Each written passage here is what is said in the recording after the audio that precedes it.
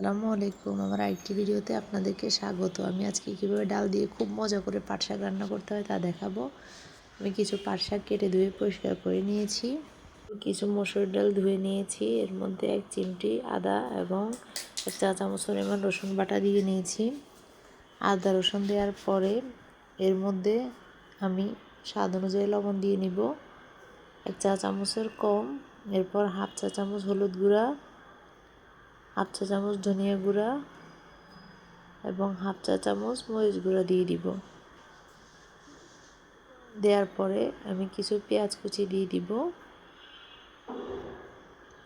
পেঁয়াজ কুচি দেওয়া হয়ে গেলে কয়েকটা কাঁচামরিচ ফালি করে দিয়ে দিব।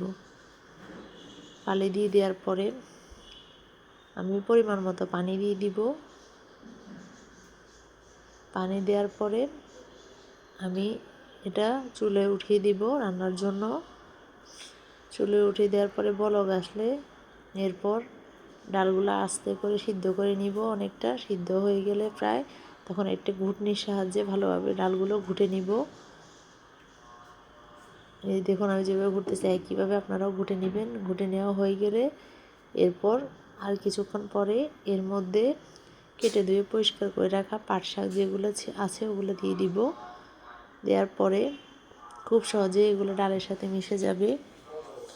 দেওয়ার কিছুক্ষণ পরে এগুলা খুন্তির সাহায্যে নেড়ে ভালোভাবে ডালের সাথে মিক্স করে নেবেন।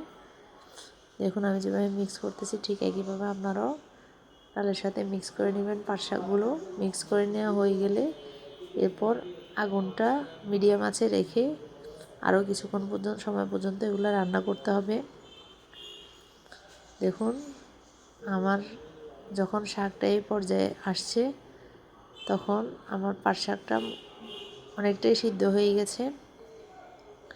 আমি এটা এক পাশে নামিয়ে রেখে নেড়ে চেড়ে এরপর এটাতে দেওয়ার জন্য বাগার তৈরি করতে চলে যাব। বাগার দেওয়ার জন্য আমি পেঁয়াজ, 2টা শুকনো মরিচ এবং রসুন কেটে নিয়েছি।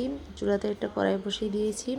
কড়াইয়ের তেলটা গরম হয়ে আসলে কিছুটা এর মধ্যে আমি কেটে রাখা পেঁয়াজ কুচি এবং শুকনো মরিচ, রসুন কুচি ও শুকনো মরিচ 2টা দিয়ে দিব। দেওয়ার পরে এগুলো খুব ভালোভাবে ভেজে নিব।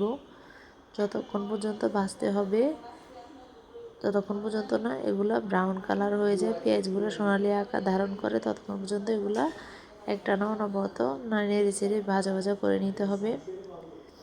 দেখুন আমি যেভাবে ভাজতেছি ঠিক একইভাবে আপনারাও ভেজে নেবেন। দেখুন নাড়তে নাড়তে যখন এই কালার হয়ে আসবে তখন আমি ডালের মধ্যে বাগারগুলো দিয়ে দিব।